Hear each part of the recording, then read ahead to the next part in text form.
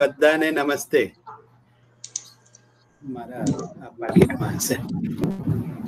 મારે મારી સંશોધનની આજે કથા કહેવાની છે અને મને લાગે છે કે અભિમન્યુની વાત સાચી હોવી જોઈએ. એણે ચક્રવ્યૂહના 6 કોઠાનું જ્ઞાન તો એની માના ઉદરમાં હતો એ ત્યારે જ પ્રાપ્ત કરી લીધું હતું. મારી બાબતમાં પણ લગભગ એવું જ થયું. જ્યારે મારો જન્મ થવાનો હતો એ પહેલા મારા પિતા એ પીએચડી નિમિત્તે સંશોધન કરી રહ્યા હતા સંત કવિ અખા કી જીવની और उनकी हिंदी रचनाए विषय ઉપર. અને મારો જન્મ થયો પછી પણ થોડા વર્ષો સુધી એમનું આ સંશોધન કાર્ય ચાલ્યું હતું. એટલે જ્યારથી હું સમજણો થયો, માના ઉદરમાં હતો ત્યારથી સંશોધન નો જાણે કે મને નાળ સંબંધમાં સંશોધન મળ્યું હોય એવો એક અનુભવ છે. હવે પિતા સંશોધન કરતા હોય, મારા માતા એમના સાચા અર્થમાં સહધર્મચારીની. એટલે મારા પિતાના જે 17-18 પુસ્તકો થયા તે બધાનું સંશોધનનું કામ, એનું ફેર વર્ક કરવાનું હોય, બધું કામ મારી માતાએ કર્યું. એટલે મારે આરંભથી જ આ સંસ્કાર ગળથુથીમાંથી મળ્યા. બીજો, મારા પિતાએ એમના જમાનામાં યુજીસી નો મેજર રિસર્ચ પ્રોજેક્ટ કર્યો હતો.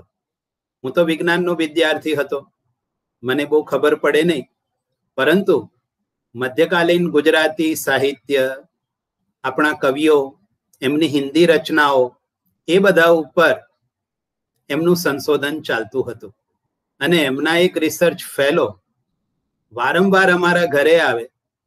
એ શું કરતા હશે એ વખતે તો મને ખબર નહોતી, પણ આ બધું મારા ચિત્તમાં સુસુપ્ત રીતે પડેલું.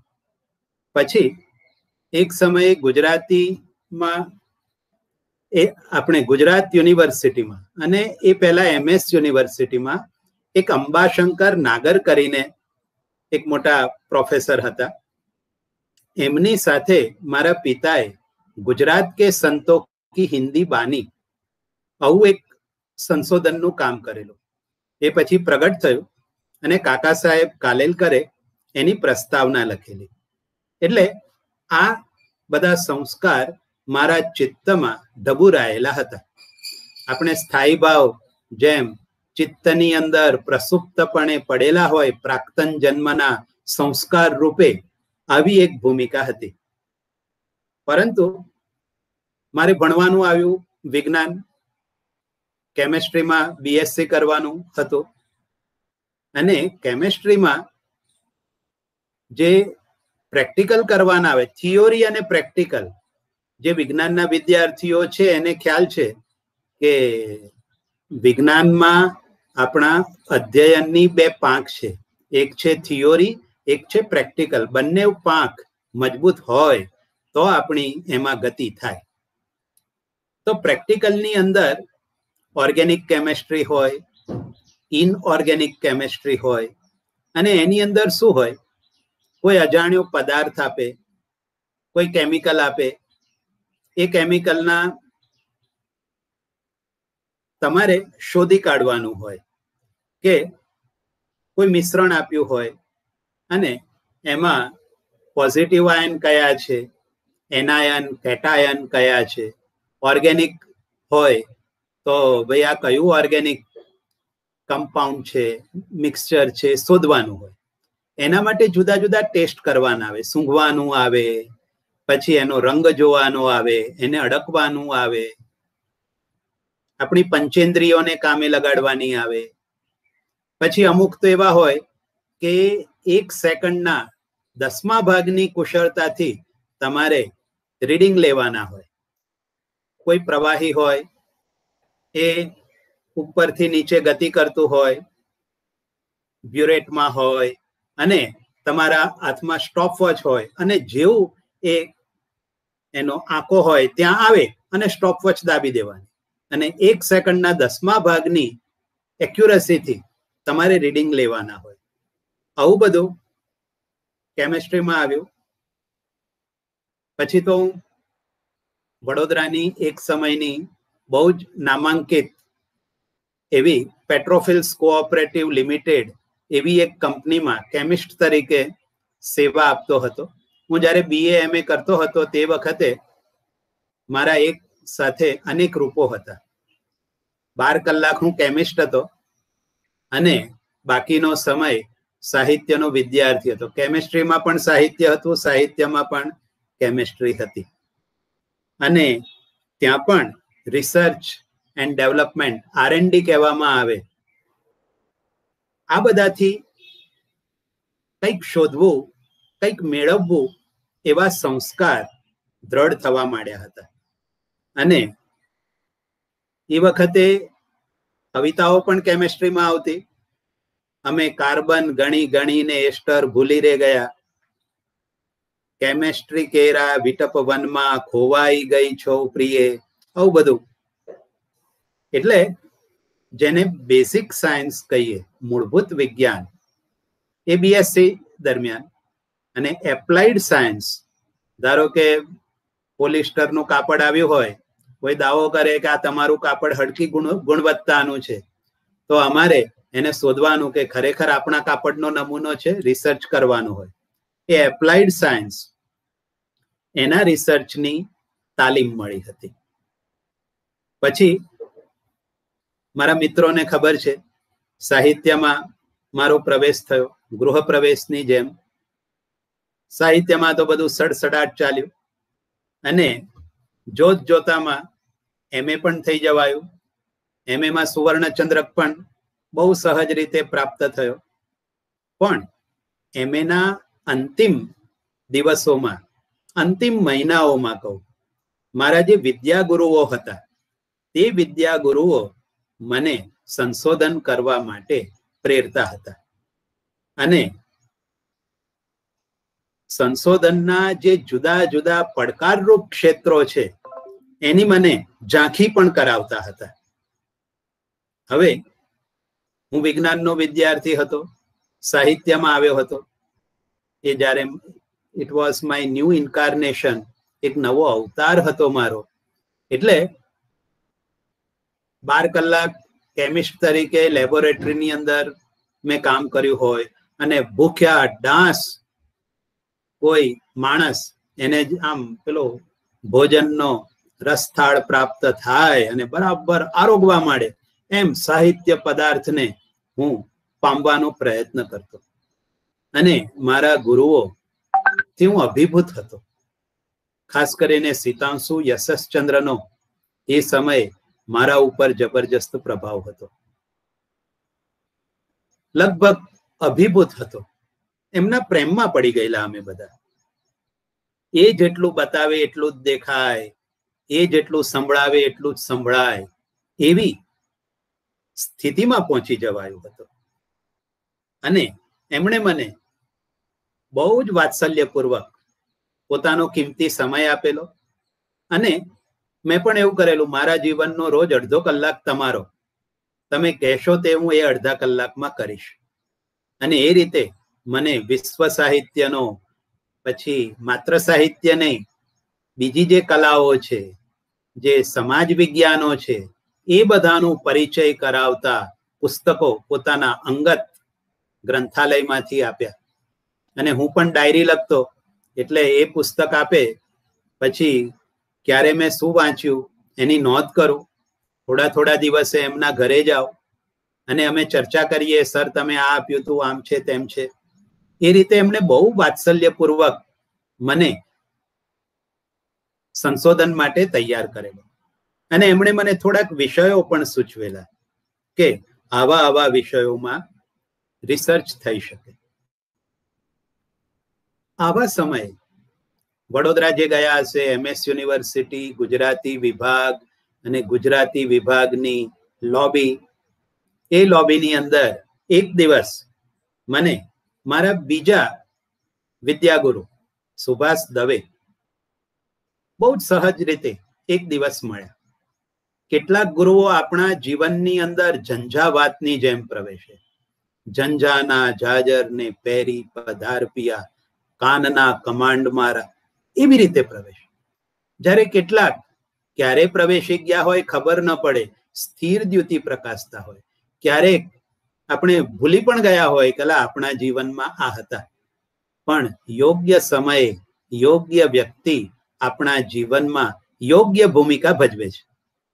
એ રીતે સુભાષભાઈ દવે જે મારા પિતાના ગુરુભાઈ હતા, મારા પિતા અને એ બધા શ્રી રંગઅવધૂત મહારાજના ભક્તો, અને એમનું પીએચડી નું સંશોધન કાર્ય એ શ્રી રંગઅવધૂત મહારાજની નિશ્રામાં ચાલેલું. એમનું કઈ ચેપ્ટર લખાય, વાયવા હોય, પીએચડી સંશોધનની અંદર કોઈ પણ કઈક નાની સરખી ગતિવિધિ થઈ હોય તો શ્રી રંગઅવધૂત મહારાજ, એમને બધા બાપજી કહેતા, એમના આશીર્વાદ લે, એમની વાત કરે. એટલે આ સુભાષભાઈ હતા એ હું સાહિત્યમાં ભણવા નતો આવ્યો એ પહેલેથી મને ઓળખે, અને હું કેમેસ્ટ્રીમાંથી સાહિત્યમાં આવ્યો એની પાછળ પણ એમનો જ એક સંકેત કારણભૂત હતો. નારેશ્વર શ્રી રંગઅવધૂત મહારાજની તપોભૂમિ, અને શ્રી રંગઅવધૂત મહારાજે ગુરુ લીલામૃત નામે એક મહાકાવ્ય લખેલું, 3 ખંડમાં વિભાજિત એ દીર્ઘ કાવ્ય મહાકાવ્ય. એનું પારાયણ થાય બહુ ભક્તિ ભાવપૂર્વક. એ પારાયણ કરવામાં હું ગયેલો. મારું બીએસસી થઈ ગયેલું. I was a chemist at Petrofils cooperative. પણ જીવન અધૂરું લાગતું હતું, અને હું મથામણ કરતો હતો કે હું જન્મ્યો ત્યારથી મેં તો અનેક પુસ્તકો જોયા છે. પુસ્તકોની વચ્ચે મહેન્દ્ર જેમ ઉછર્યો છે એમ જ હું ઉછર્યો. એને બાપુજી પ્રાપ્ત થયા, તખ્તસિંહજી પરમાર, પ્રાતસ્મરણીય નામ આપણું. એવી રીતે મને પણ એવો જ માહોલ મળ્યો. એટલે મને થયું કે હવે સાહિત્યના જે મારામાં થોડા સંસ્કાર છે. નોકરી તો મળી ગઈ હતી. નોકરી એટલી સારી હતી કે માતા પિતા હવે પરણાવવાની જ પેરવીમાં હતા, અને મને થયું કે ચાલો હવે જરા પત્ર વ્યવહાર દ્વારા કંઈક અભ્યાસ કરીએ. અને કમ્પેરેટિવ લિટરેચરમાં મને જરા આમ રસ રુચિ જાગ્યા, એટલે એની મથામણ કરતો હતો. અને ત્યાં નારેશ્વરમાં સુભાષ કાકાએ, હું એમને કાકા તરીકે જ હંમેશા બોલાવું, એમણે મને કહ્યું કે પરમ હવે શું કરવાનું? મેં કહ્યું હવે કમ્પેરેટિવ લિટરેચરમાં પેલું એક્સટર્નલ અભ્યાસ કરવા માંગુ છું. તાર કે એવું શું કરવા કરે છે, એ શું કામ લાગશે? એના બદલે તું MS યુનિવર્સિટીમાં આવો, આર્ટ્સ ફેકલ્ટીમાં ગુજરાતીમાં BA કર, MA કર. મેં કહ્યું મારે તો નોકરી છે, રાત પાળી, દિવસ પાળી, બપોર પાળી, 8-8 કલાક નોકરી જવાનું હોય, એના પહેલાના 1-1, 2-2 કલાક. એટલે ત્યાં તો હાજરી માંગે, હાજરી મારાથી થાય નહીં. સુભાષ કાકા કે એની ચિંતા કરીશ નહીં, પણ જો તારે ખરેખર સાહિત્યનો પરિચય મેળવવો હોય તો તું MS યુનિવર્સિટીમાં આવ. અને એ રીતે મારો MS યુનિવર્સિટીના ગુજરાતી વિભાગમાં પ્રવેશ થયેલો. હું વાત કરું છું 1983ની. ત્યારે તમારામાંના ઘણાનો તો કદાચ જન્મ પણ નહીં થયો હોય. અને એ વર્ષ એવું હતું, સુરેશભાઈ નિવૃત્ત થયેલા. સુરેશભાઈ કહું એટલે સુરેશ જોશી. સીતાંશુ નવા દિલ્હીથી આવ્યા હતા, વિભાગના અધ્યક્ષ હતા. અને સુરેશભાઈ ઘણીવાર વિભાગમાં આવતા, શિરીષભાઈની કેબિનમાં બેસતા. અને મારા પિતા સુરેશભાઈ પાસે એક જમાનામાં ભણેલા. શિરીષ પંચાલ, મારા પિતા, એ બધા સહપાઠીઓ હતા આગળ પાછળ. એટલે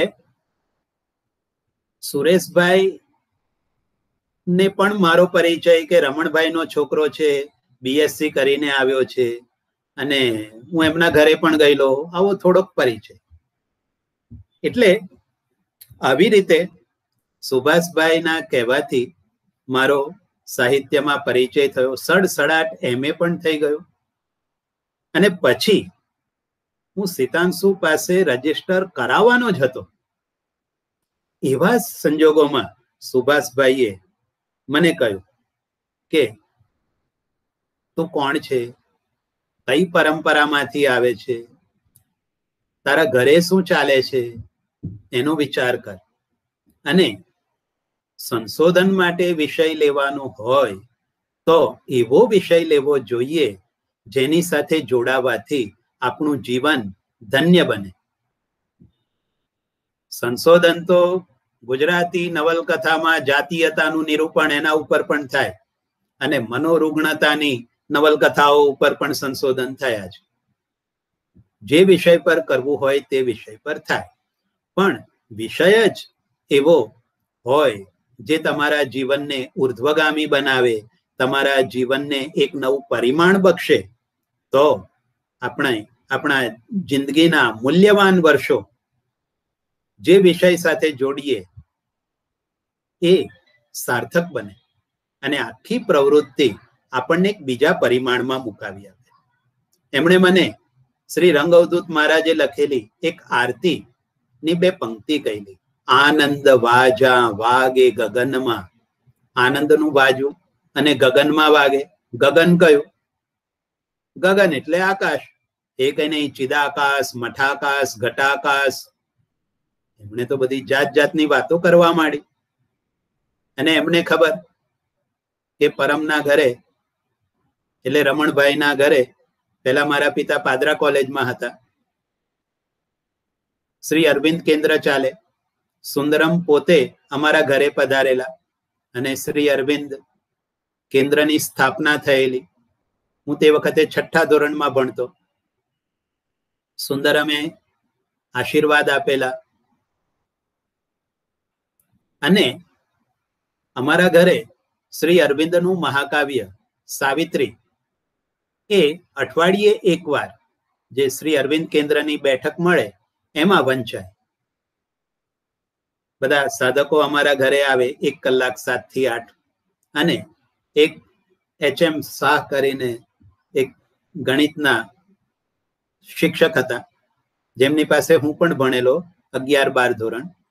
એ અમારા ઘરે શ્રી અરવિંદના સાવિત્રી મહાકાવ્યમાંથી અંગ્રેજી થોડીક પંક્તિઓ વાંચે અને બાકીના બધા વારાફરતી એ પંક્તિઓનો પૂજાલાલે કરેલો ગુજરાતી અનુવાદ અનુષ્ટુપ છંદમાં એ વાંચે. આવા સંસ્કાર મારા ચિત્તમાં પડેલા. હું જ્યારથી સમજણો થયો ત્યારથી મારા પિતા સવારે ઉઠી સ્નાન કરી પ્રાર્થના કરતા, રામચરિત માનસ વાંચતા, બહુ પહેલા તો જ્ઞાનેશ્વરી ગીતા વાંચતા. જ્ઞાનેશ્વરી વાંચવાનું શ્રી રંગ અવધૂત મહારાજે કહ્યું. એના પહેલા રામચરિત માનસ વાંચતા, એ મને યાદ. પછી સાવિત્રી વાંચતા થયા. હું પણ લગભગ 11મા ધોરણથી સાવિત્રી વાંચતો થઈ ગયેલો. અંગ્રેજી મહાકાવ્ય 24,000 પંક્તિ, 49 કેન્ટો, 12 બુક્સ, 3 ભાગ. સમજ પડે નહીં, ઉચ્ચારે સરખા કરતા આવડે નહીં, પણ ચિત્તમાં એનો કઈક ધ્વનિ ગુંજ્યા કરે. એટલે સુભાષભાઈએ કહ્યું કે તું સાવિત્રી પર કામ કર. શ્રી અરવિંદનું સમાધિ ભાષામાં રચાયેલું આ મહાકાવ્ય છે અને મૂળ કથા તો છે મહાભારતની, વન પર્વની.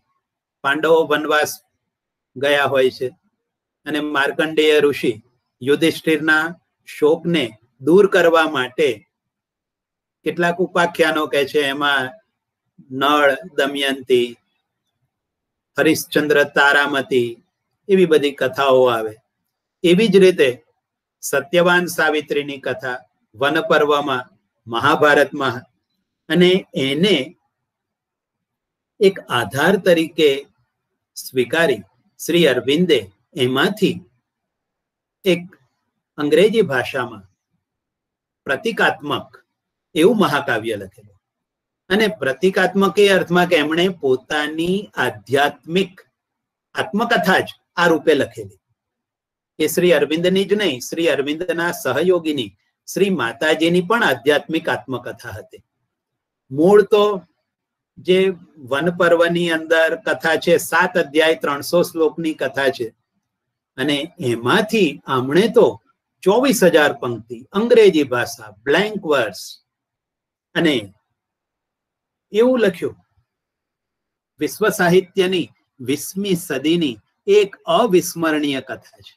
હાર્દ ભારતીય, પણ એની પ્રસ્તુતિ એ અંગ્રેજી ભાષાને પણ એક નવું પરિમાણ મળ્યું. એની ભાષાની પણ ક્ષિતિજો વિકસી, કારણ કે મૂલાધાર ચક્ર હોય પણ એનું એમણે અંગ્રેજી કર્યું હોય, સ્વાધિષ્ઠાન હોય, સહસ્રાર ચક્ર હોય, કુંડલીની જાગૃતિની વાત હોય, બધું એમણે અંગ્રેજીમાં લખ્યું.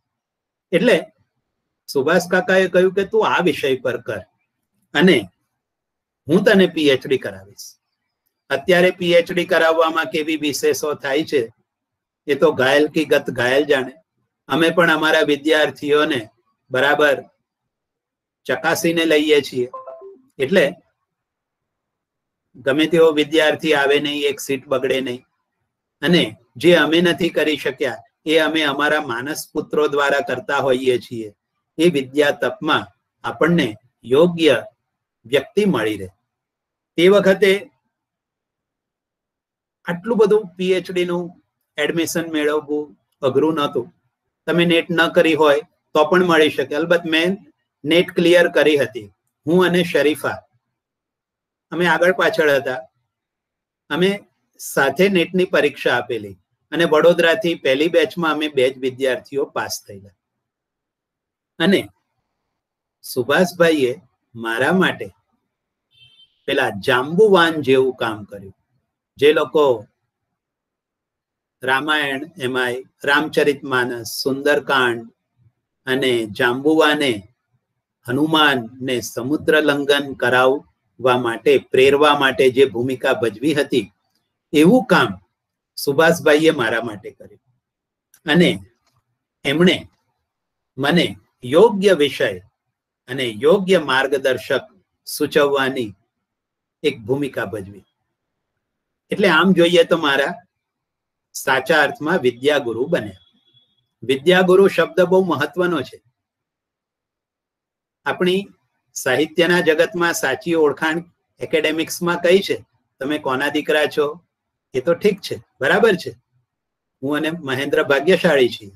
મહાન પિતાના પુત્ર બનવાનું સૌભાગ્ય અને મોટી જવાબદારી, મોટું ઉત્તરદાયિત્વ અમને મળ્યું છે. પણ સાચી બીજી ઓળખ કઈ છે? તમે કોની પાસે પીએચડી થયા? તમારા વિદ્યાગુરુ કોણ છે? અર્જુન પોતાનો પરિચય આપે તો કેવી રીતે આપે? હું દ્રોણનો શિષ્ય. અને એ યુદ્ધ કરે તો સૌથી પહેલું બાણ એ દ્રોણ અને ભીષ્મ ના ચરણોમાં પ્રણામ રૂપે મૂકે. જો આપણે ત્યાં ગુરુ અને શિષ્યની આવી પરંપરા છે. અને ખરેખર ગુરુ તત્વ એ તો કોઈક અમૂર્ત તત્વ છે. જન્મ જન્માંતરથી તમારું મોનિટરિંગ કરતું હોય છે. જુદા જુદા સમયે જુદા જુદા માનવ સ્વરૂપો ધારણ કરી અને તમને યોગ્ય દિશા આપતું હોય છે.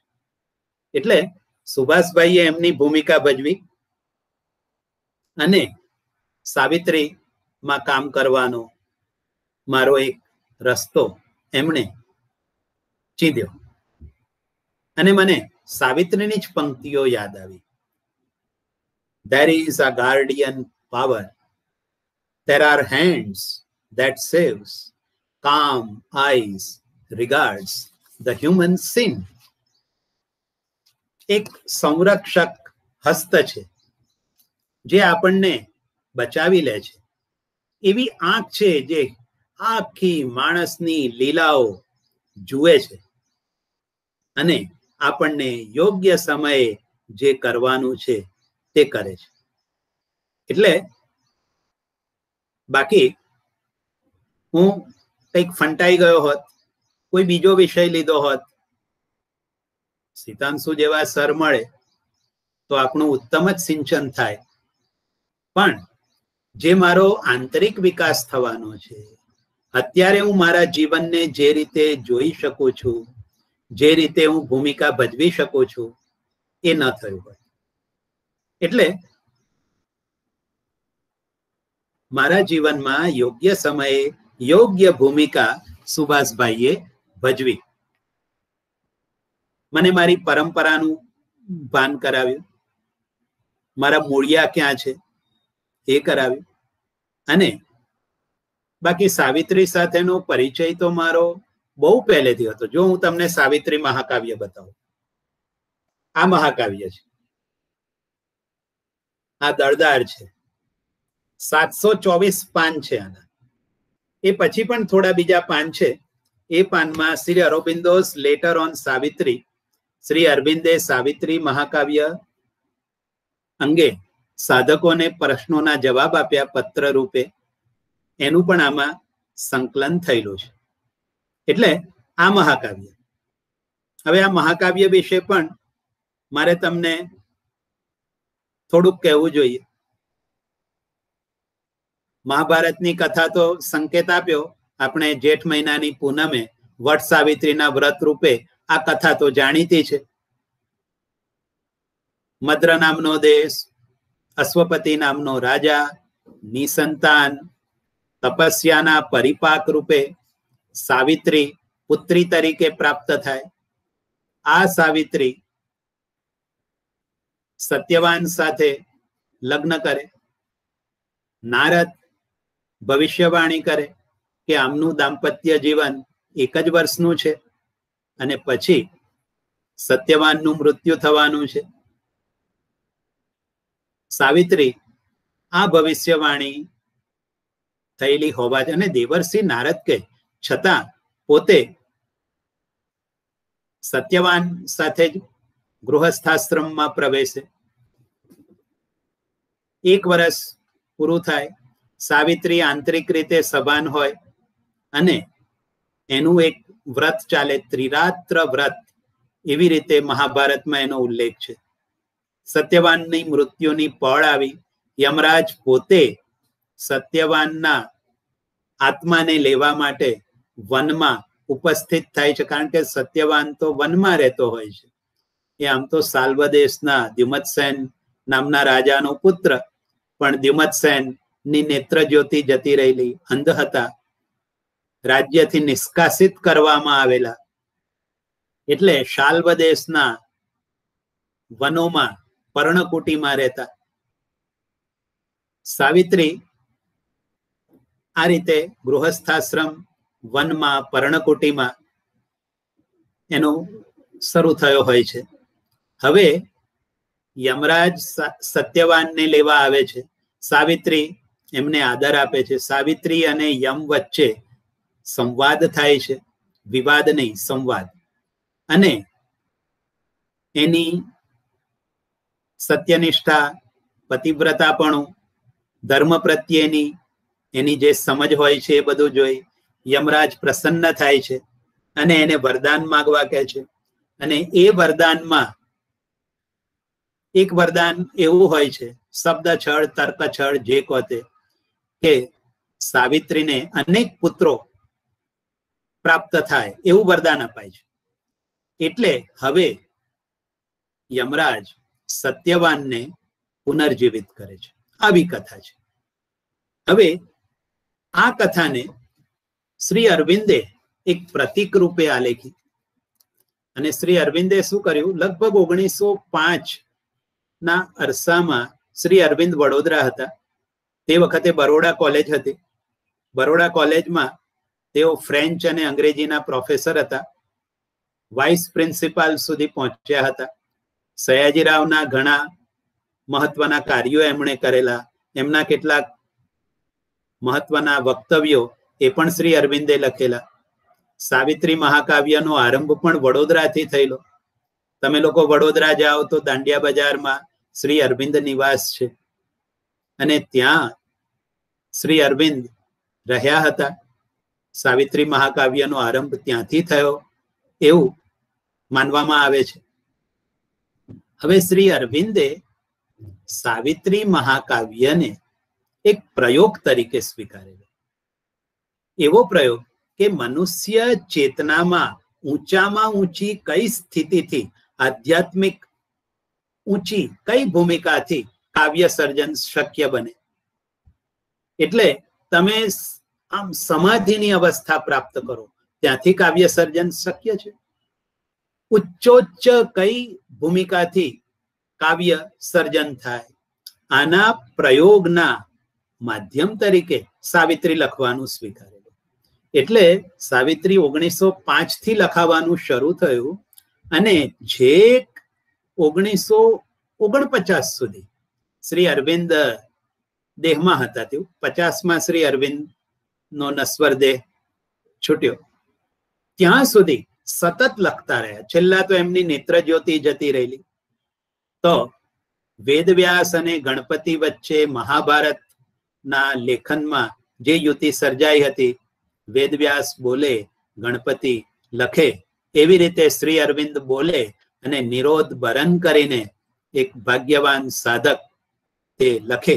એવી રીતે સાવિત્રીની છેલ્લી વાચના તૈયાર થયેલી. અને સાવિત્રીના લગભગ 10 થી 12 જેટલી વાચનાઓ છે. જુદા જુદા સમયે લખ્યું, જુદી જુદી રીતે એને કર્યું. એટલે આ મહાકાવ્ય સાવ જુદા પ્રકારનું. અને વેદવ્યાસે જે 2 શ્લોકની અંદર એક સંકેત કરી દીધો હોય એના માટે 10,000 પંક્તિઓ શ્રી અરવિંદે આ લખી. એટલે તમે જોઈ શકશો. અને શ્રી અરવિંદ જેવા પ્રતિભાશાળી કવિ, એમનું collected works of Shri Aurobindo એ જ 33 જેટલા વોલ્યુમ છે. તમે કોક વાર નેટ ઉપર સર્ચ કરજો, તમને ખબર પડશે. આવી અલોક સામાન્ય પ્રતિભાવાળી વ્યક્તિ પોતાના જીવનના 4.5 દાયકા જેટલો સમય એક મહાકાવ્યને પરિષ્કૃત કરવામાં ગાળે તો એ મહાકાવ્ય કેવું હશે એનો આપણને અંદાજ આવે. અને આ મહાકાવ્ય નો પછી વિશ્વની જુદી જુદી ભાષાઓમાં અનુવાદ થવા માંડ્યો. ગુજરાતીની અંદર અનુવાદનું સૌથી પહેલું કામ સુંદરમે કરેલું. શ્રી અરવિંદના અનુવાદો પ્રકાશિત થતા હતા એ સમયે સુંદરમે દક્ષિણા સામયિકમાં એના અનુવાદ કરવા માંડ્યા.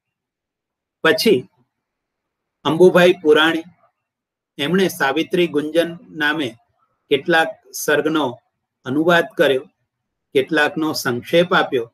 અનુવાદમાં પણ કેટલાનો ગદ્યાનુવાદ, કેટલાકનો પદ્યાનુવાદ એમ કર્યું. એ પુસ્તક આપ્યું.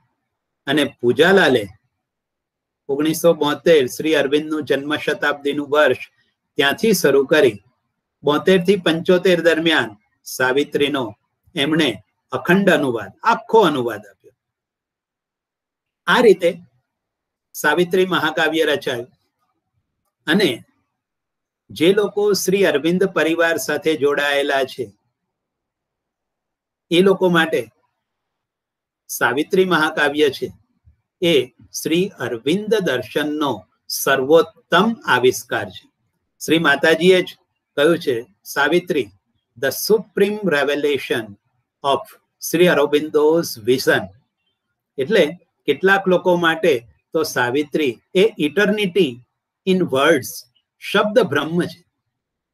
આવું મહાકાવ્ય આપણે શ્રીમદ ભગવદ્ ગીતા ગણીએ, ઋગ્વેદ, આપણા વેદો ગણીએ, એવું શ્રી અરવિંદનું મહાકાવ્ય. હવે આ મહાકાવ્યના અનુવાદો થયા. પછી સાવિત્રી ગુજરાતના સાધકો સુધી પહોંચે એના માટે સાવિત્રી ઉપર બીજા પુસ્તકો આવ્યા. ક્યારેક તો સાવિત્રી ઉપર સપ્તાહો થાય, વ્યાખ્યાન શ્રેણીઓ યોજાય. 9 દિવસની અંદર સાવિત્રીની તમને યાત્રા કરાવે. જેમ રામાયણની કથાઓ થાય, મોરારી બાપુ કરે, અમારા જમાનામાં ડોંગરે મહારાજ ભાગવતની કથા કરતા વગેરે. આવી સાવિત્રીની પણ સપ્તાહો થાય. અને આ બધામાં ભોળે ભાવે મારે જવાનું થાય. અને હું નાનપણથી ડાયરી લખું, એટલે મારી ડાયરીમાં અશ્વિનભાઈ કાપડિયા એ સાવિત્રી ઉપર શું બોલ્યા, ગોવર્ધન દવે, અનિરુદ્ધ સ્માર્ત, આ બધા એ જમાનામાં શ્રી અરવિંદ દર્શનના પ્રવક્તાઓ હતા. માધવ પંડિત પોંડિચેરીમાં હતા, માતાજીના સેક્રેટરી. અને એમને રીડિંગ્સ ઇન સાવિત્રી 10-12 ગ્રંથોની એક શ્રેણી આપી છે અંગ્રેજીમાં. આ બધું મારા ઘરે હતું અને મને આ પીએચડી ની ભૂમિકા રૂપે આ બધું પ્રાપ્ત થયેલું. હવે જો મારી જે સંશોધન યાત્રા છે એ સંશોધન યાત્રાને હું વામનદેવના 3 પગલા તરીકે જોઉં છું. બલિરાજા વાળી વાત ખબર છે. વામન રાજાએ પહેલું પગલું ભર્યું, એ આખી પૃથ્વીને એમણે આવરી લીધી. મારું પહેલું પગલું ભરાયું સાવિત્રી નિમિત્તે સંશોધન. આવું મહાકાવ્ય 21 ફેબ્રુઆરી 1990 શ્રી માતાજીનો જન્મદિવસ. અમારા માટે આ દિવસ બહુ જ મહત્વનો. એ દિવસે મારું રજીસ્ટ્રેશન થયું. તે વખતે MS યુનિવર્સિટી શ્રી અરવિંદ વડોદરામાં આર્ટ્સ ફેકલ્ટીમાં, જે વડોદરા તમે જાઓ અને એક મોટા ઘુમ્મટ વાળું આર્ટ્સ ફેકલ્ટીનું બિલ્ડિંગ છે, શ્રી અરવિંદ બેસતા હતા. એમની કેબિન હજુ મેમોરિયલ તરીકે સાચવી રાખી છે. એની નજીક જ ડીનની ઓફિસ, અને ડીન તે વખતે હતા સુરેશચંદ્ર કાંટાવાળા. એ સીતાંશુ HOD તરીકે, સુભાષ દવે મારા ગાઈડ તરીકે, અને મારા પિતા એ પણ ફેકલ્ટી મેમ્બર હતા MS યુનિવર્સિટીમાં હિન્દી વિભાગના પ્રોફેસર. આટલાની હાજરીની અંદર મારું રજીસ્ટ્રેશન થયું. તે વખતે ડીનશ્રીએ એમ કહેલું કે એકલા સાવિત્રીના ગુજરાતી અનુવાદો પર કામ કરો, એને બદલે શ્રી અરવિંદ રચિત સાવિત્રી મહાકાવ્ય અને તેના ગુજરાતી અનુવાદો આવો વિષય રાખો. એટલે મારા વિષયનો વ્યાપ થોડોક વધ્યો અને એ રીતે એ કામ શરૂ થયું 1990. જો આ મારો થીસીસ છે PhD નો. આમ તો બીજાના થીસીસ હોય એવા જ હોય, પણ આખો થીસીસ હાથે લખેલો છે. એની વિશેષતા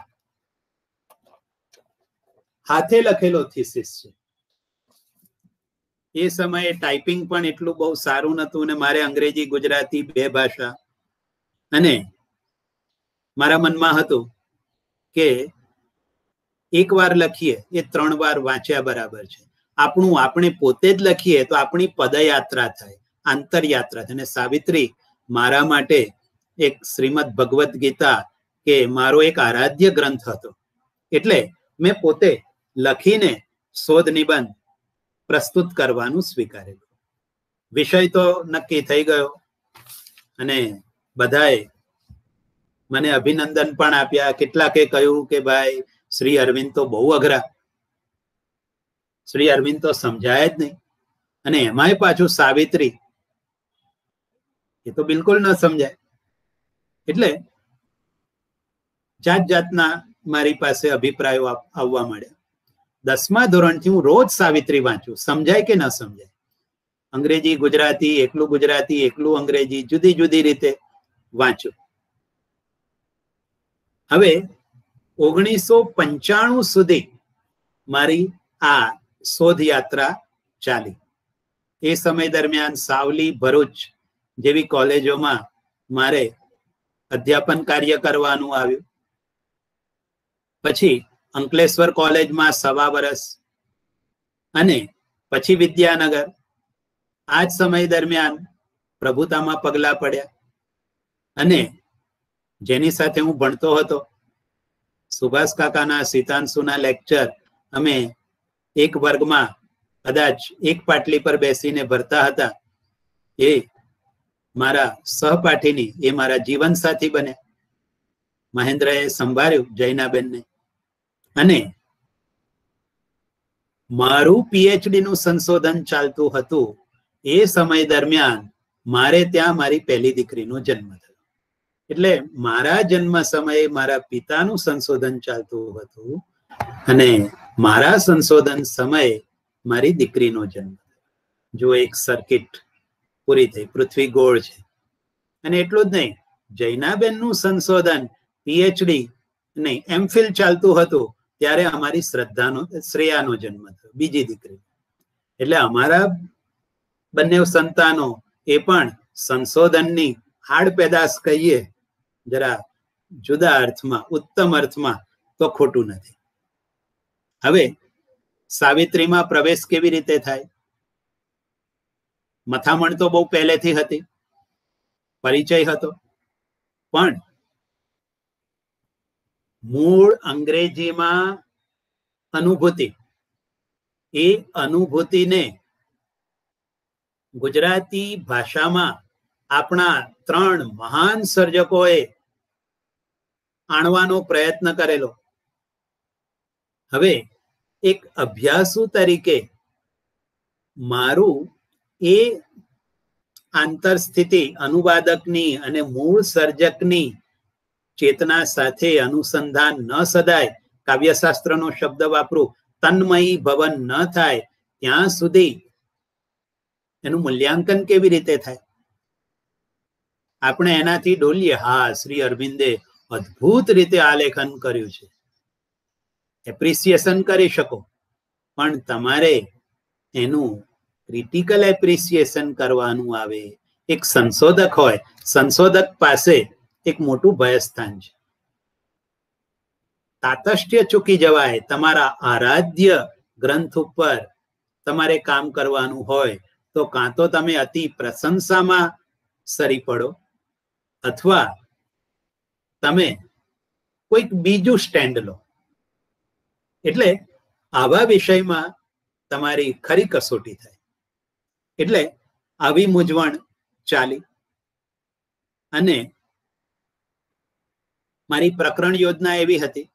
પહેલા પ્રકરણમાં શ્રી અરવિંદ નો પરિચય આપવાનો હતો, એમની સર્વતોમુખી પ્રતિભા, સાવિત્રી મહાકાવ્ય ની સર્જન પ્રક્રિયા, પછી મૂળ મહાભારત, પેલું વનપર્વ, સાવિત્રી ઉપાખ્યાન અને શ્રી અરવિંદે કેવી રીતે એમાં પરિવર્તનો કર્યા, એ બધું, આ બધું પહેલું પ્રકરણ હતું. એ તો જાણે કે થઈ ગયું, એમાં બહુ વાંધો ન આવ્યો. પછી બીજું પ્રકરણ હતું સાવિત્રીના અખંડ અનુવાદો. એટલે પૂજાલાલ દાદા, જો એમને હું દાદા કહું છું કારણ કે 1985 થી મારે પરિચય, મારો જન્મ જ શ્રી અરવિંદ પરિવારમાં થયો. એટલે હું પહેલી વાર પોંડિચેરી ગયેલો તો પૂજાલાલ દાદાને મળેલો, અને હું 12 સાયન્સમાં હતો ત્યારથી પૂજાલાલ દાદા સાથે પત્રો ચાલે. હું કવિતાના ચાળે ચડેલો તો મારી કવિતાઓ પૂજાલાલને મોકલું.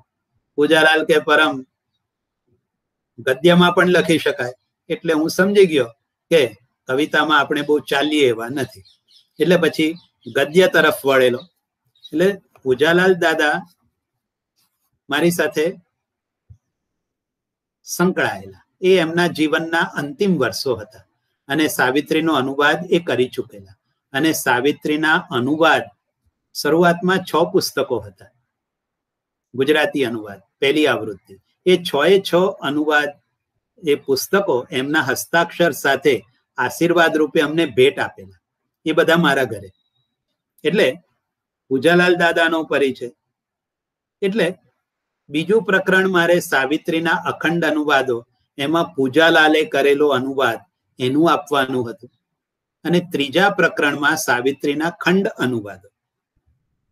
ખંડ અનુવાદો એટલે અંબાલાલ પુરાણી, સુંદરમ, પછી ચંચી મહેતાએ નાટ્યાનુવાદ, નાટ્ય રૂપાંતર કરેલું. જતીન્દ્ર આચાર્ય વિસનગરના, એમણે સાવિત્રીની કેટલીક કાવ્ય પંક્તિઓનો અનુવાદ કરેલો. આવું બધું હતું. એ ત્રીજા પ્રકરણમાં હતું. અને પછી મારે ઉપસંહાર, નિષ્કર્ષો આપવાના હતા. એટલે આ બધું તો ચાલ્યું. અનુવાદની સિદ્ધાંત ચર્ચા પણ મારે બીજા પ્રકરણમાં કરવાની આવેલી. એટલે આ રીતે કામ તો ચાલ્યું. હવે પ્રશ્ન થયો કે અનુવાદનો અભ્યાસ કરવો કઈ રીતે? એટલે મારું મોડેલ એવું હતું કે કોઈ પણ કૃતિ હોય એ મૂળભૂત રીતે સર્જકના ચિત્તમાં એક અનુભૂતિ રૂપે આવે છે. એની એક અનુભૂતિ હોય છે અને એ અનુભૂતિને એ યોગ્ય ભાષાના માધ્યમ દ્વારા અભિવ્યક્ત કરે છે. એટલે મારે એનો ભાવ પક્ષ અને એનું ભાષા કર્મ બંને તપાસવાના હતા. હવે અંગ્રેજીમાં કૃતિ, અંગ્રેજીનો ભાવ, ગુજરાતી અનુવાદકો કઈ રીતે એ ભાવ અનુવાદમાં ઝીલે છે, ટ્રાન્સમિટ કરે છે, એ જોવાનું હતું. અને એના માટે કેવી ભાષા વાપરે છે. એટલે અમે 3 ભૂમિકા જોઈ હતી. પંક્તિની ભૂમિકા, સાવિત્રીની 24,000 પંક્તિઓ, એમાંથી પસંદગીની પંક્તિઓ. પછી શબ્દ સમૂહ લીધેલો અને શબ્દ, આ 3 ભૂમિકા ભાવ પક્ષને જોવા. અને એમાં પણ મૂળ ભાવ હોય એ ભાવનો અનુવાદમાં અર્થ સંકોચ થયો, અર્થ વિસ્તાર થયો, અર્થ પરિવર્તન થયું, અર્થ સંક્રમણની પ્રક્રિયા જુદી જુદી રીતે તપાસવાની હતી. આ થઈ ભાવ પક્ષની તપાસ. અભિવ્યક્તિ પક્ષ, ભાષા કર્મ, એમાં છંદ, તો શ્રી અરવિંદે તો બ્લેન્ક વર્સ, પેન્ટામીટર, આયમ્બિક છંદ લીધેલો. ગુજરાતીમાં જુદા જુદા છંદો હતા. વ્યસ્ત, અનુષ્ટુપ, એમાં પૂજાલાલ દાદાએ કામ કરેલું. સુંદરમે બીજા પ્રયોગો કરેલા. તો છંદ જોવાનો હતો, અલંકારની ભૂમિકા જોવાની. અલંકારમાં પણ અર્થાલંકાર, શબ્દાલંકાર, શબ્દચયન, આ 3 ભૂમિકા રાખી હતી. અને આ બધાની સમાંતરે અમારા પરિવારમાં એક બીજી પ્રવૃત્તિ ચાલતી હતી. સાવિત્રીનો તો બહુ પહેલેથી સંપર્ક હતો. એટલે સાવિત્રીનો શબ્દકોશ બનાવવાનો એક બહુ જ ભગીરથ, મહત્વાકાંક્ષી ઉપક્રમ અમારા પરિવારે શરૂ કરેલો. અને શ્રી માતાજીના ખાસ સાધક ચંપક દાદાના આશીર્વાદ મળેલા. એટલે અમારે ત્યાં ગુજરાતીના બધા અનુવાદ હતા સાવિત્રીના, હિન્દીના 3 અનુવાદ હતા. અને અમે બધા એ સાવિત્રીના પહેલા 20 પાન, પહેલા 2 કેન્ટો, એનો શબ્દકોશ બનાવવાના કામે લાગેલા. મારા પિતા શબ્દો પસંદ કરે, પછી એના અમે કાર્ડ બનાવીએ. કાર્ડમાં હું શબ્દો લખું, પછી પૂજાલાલનો અનુવાદ લખું, સુંદરમનો, અંબુભાઈનો, પછી હિન્દીમાં વિદ્યાવતી, કોકિલ, સુષ્માબેનનો, કરુણજીનો, આવા બધા કાર્ડ બનાવીએ. આવી રીતે આવું એક કામ ચાલે. બીજું, સાવિત્રી પ્રત્યે હું એટલો આમ શું કહીએ કે એને મારું સર્વસ્વ માનતો. અને કોઈકે કહેલું કે તમારા જીવનની કોઈ પણ સમસ્યા હોય અને તમે યોગ્ય અભિગમ રાખી સાવિત્રીનું કોઈ પાન ખોલશો તો એમાંથી તમને એનો જવાબ મળશે. અને આવા બધા પ્રયોગો કરીએ. હવે સાવિત્રીમાં પ્રવેશવાનો બીજો માર્ગ કયો? તો સાવિત્રીની રોજ થોડી પંક્તિઓ લખો. એટલે આખું સાવિત્રી રોજ રાત્રિ પ્રાર્થનાના ભાગરૂપે મેં લખવાનું શરૂ કરેલું. રોમન લિપિમાં આખું મહાકાવ્ય લખી કાઢ્યું. એ રીતે સાવિત્રી સાથે જોડાવાનો પ્રયત્ન. પછી મારા મમ્મીને અંગ્રેજી લિપિ વાંચતા ન આવડે. સાવિત્રી પ્રત્યે અમારા આખા પરિવારને ભાવ. એટલે એમના માટે આખું સાવિત્રી બીજી વાર મેં ગુજરાતી લિપિમાં લખ્યું. લિપ્યંતરણ, ટ્રાન્સલિટરેશન, આવો તો અંગ્રેજી શબ્દ તો પછી આવે. આ રીતે કર્યું. એટલે સાવિત્રી લખવાનું. પછી અમારા ઘરે સાવિત્રીના પારાયણો થતા. દિવાળી દરમિયાન અખંડ પારાયણ, 36 કલાકમાં આખી સાવિત્રી વંચાઈ જાય. પછી મારા પિતા અને અમે અમારી રીતે સાવિત્રી 9 દિવસમાં આખું વાંચીએ. હું અંકલેશ્વર હતો, મહેન્દ્ર સાથે મેં 3 મહિના કામ કરેલું. તે વખતે મારા પારાયણો ચાલે સાવિત્રીના. પ્રવીણભાઈ કરીને એક અમારા સાથી મિત્ર, એ અમારા સાથી અધ્યાપક, અમે બે સાથે રહેતા અને કલાકોના કલાકો સુધી એક આસન પર બેસી અને હું સાવિત્રી વાંચતો હોઉં, જરા આમ સંભળાય એવા અવાજે, અગરબત્તી કરીને. અને મારું જોઈને પ્રવીણભાઈ પણ ગીતાના આવા પારાયણો કરે. જો આવી બધી રીતે સાવિત્રીમાં પ્રવેશવાનો અમે ઉપક્રમ કરેલો. અને પછી આ બધાની સાથે સાથે સાવિત્રીની અંદર તો શ્રી અરવિંદની બહુશ્રુતતા જોઈએ તો આપણે કૃષ્ણનું વિશ્વરૂપ દર્શન જોઈને અર્જુનની જે સ્થિતિ થાય એવી સ્થિતિ. વર્લ્ડ માઇથોલોજીના એટલા બધા સંદર્ભો આપણને ખ્યાલ ના આવે એવી ડિક્શનરી પણ હતી. સાવિત્રી ઉપર એક ડિક્શનરી રેન હિક્સ કરીને એક સાધકે કરેલી, એ બહુ કામ ના લાગે. કેટલાક ગ્રીક માઇથોલોજીના સંદર્ભ હોય, બાઇબલની માઇથોલોજીના સંદર્ભો હોય, એ બધા માટે તે વખતે મારું પીએચડી ચાલતું. વિદ્યાનગર હતો અને આણંદની પાસે ગામડી છે જોસેફ મેકવાન જ્યાં રહેતા હતા, ત્યાં સેન્ટ ઝેવિયર્સ ચર્ચ અને ઈસુદાસ ક્વેલી ત્યાં ધર્મગુરુ તરીકે આવેલા. એમણે અને નગીનદાસ પારેખે બાઇબલનો ગુજરાતીમાં અનુવાદ કરેલો. એ ઈસુદાસ ક્વેલી સાથે મારી કેટલીક મુલાકાતો થઈ. અમારો એક વિદ્યાર્થી હતો, એ વિદ્યાર્થી એ ફાધરને ઓળખે અને એ વખતે મારે અને ઈસુદાસ ક્વેલીને સાવિત્રીમાં જે બિબ્લિકલ માઇથોલોજીકલ સંદર્ભો હતા એની વાત થાય. અને એવા બધા સર્સિયન આઇલેન્ડ, ઓરેકલ, હર્ક્યુલિયન ટોઇલ, એન્સિલેડસ, એટના, 7 સ્ટેપ્સ, ગેટ્સમેન, આવા બધા શબ્દો આવે. આ બધા સાથે મથામણ કરી અને 1995માં મારું કામ થયું. હવે જુઓ, આ કામ કરતી વખતે એવી બધી મુશ્કેલીઓ આવે, ના પૂછો વાત. હવે સાવિત્રીની પ્રથમ જ પંક્તિ છે, it was the hour before the gods awake. હવે પહેલી પંક્તિમાં ગોડ શબ્દ છે તો જી કેપિટલ છે.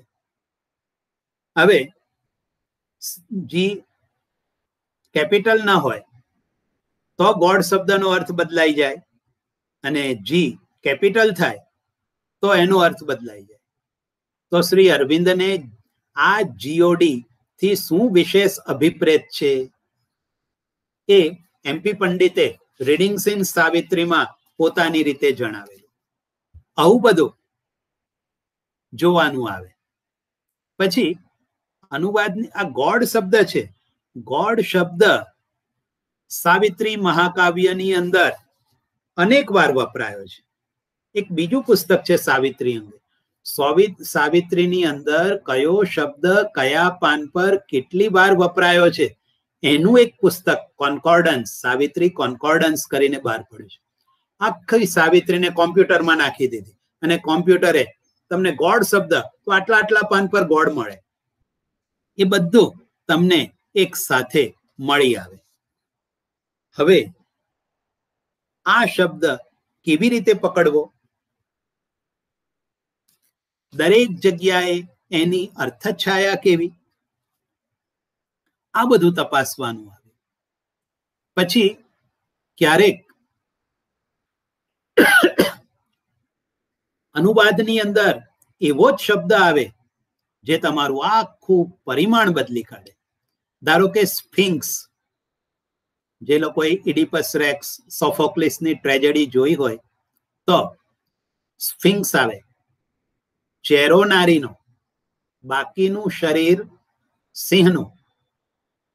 આવી ગ્રીક પુરાકથાની એક રાક્ષસી કોરિન્થ નગરની બહાર એ રહે અને જે કોઈ કોરિન્થ નગરમાં પ્રવેશવા પ્રયત્ન કરે એને ઉખાણા પૂછે ઉખાણાનો સાચો જવાબ આવડે તો એ સ્ફિંક્સ તમને જવા દે. આવો એનો સંદર્ભ છે. હવે એનો અનુવાદ ગુજરાતીમાં થયો નારસિંહી મૂર્તિ, એટલે નરસિંહ, પ્રહલાદ અને આપણા આખા સંદર્ભો ખુલે.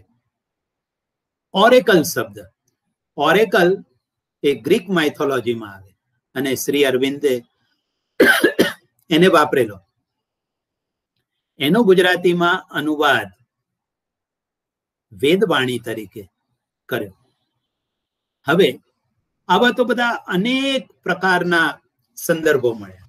આ રીતે મારો પહેલો પ્રયત્ન, પહેલું પગલું વામનદેવનું એ સાવિત્રી નિમિત્તે થયું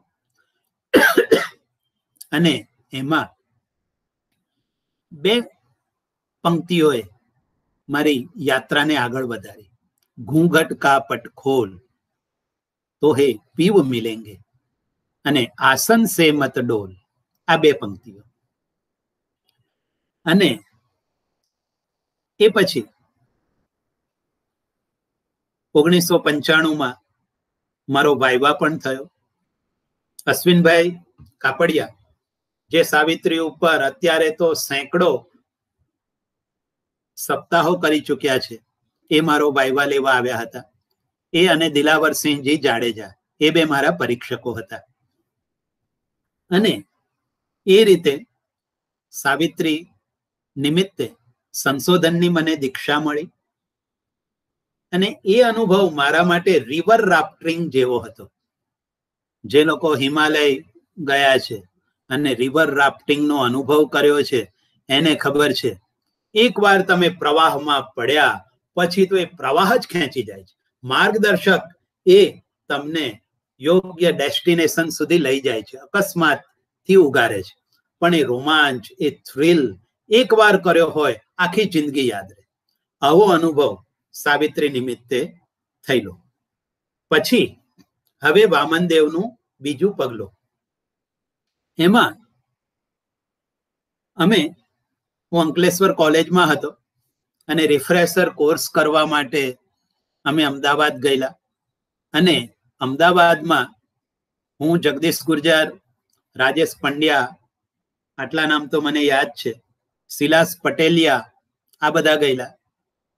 અને એ વખતે રિફ્રેશર કોર્સ બહુ જ સરસ રીતે ચાલતા. ઉત્તમ અધ્યાપકોનું અધિત અમને પ્રાપ્ત થતું. અને અમારા મિત્રોની ટોળકી પણ એવી હતી કે અમે યુનિવર્સિટીમાં કામ પતી જાય પછી અમદાવાદમાં જે બધા સાહિત્યકારો હોય એમના ઘરે મળવા જઈએ. એટલે હું ને જગદીશભાઈ ને બધા ચંદ્રકાંત શેઠના ઘરે ગયેલા, પછી ટોપીવાળા સાહેબના ઘરે ગયેલા. અને શેઠ સાહેબે અમને સંશોધનના વણખેડાયેલા કેટલાક ક્ષેત્રોની વાત કરેલી. અને એમાંથી મારા મગજમાં બે શબ્દો બીજ મંત્ર રૂપે આવી ગયા. અનુવાદ. અનુવાદમાં તો મેં આ યાત્રા કરી પણ હતી. અનુવાદ, સર્વેક્ષણ.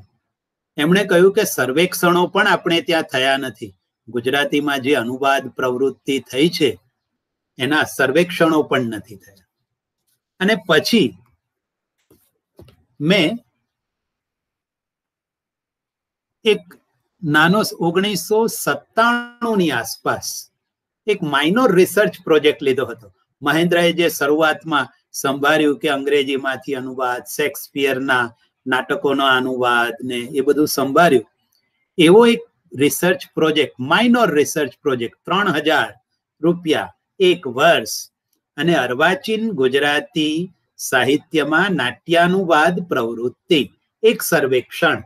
આવો એક નાનો સરખો વિષય લઈ અને મથામણ શરૂ કરી. પીએચડી એક શરૂઆત છે, દીક્ષા છે.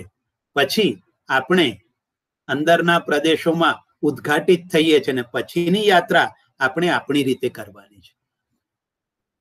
આ યાત્રાની શરૂઆત 97માં થઈ શેઠ સાહેબના સંકેત દ્વારા. એટલે જો સુભાષ દવે એક કામ કર્યું, બીજું કામ શેઠ સાહેબે કર્યું. અને 1 વર્ષ દરમિયાન મેં કાર્ડ બનાવ્યા.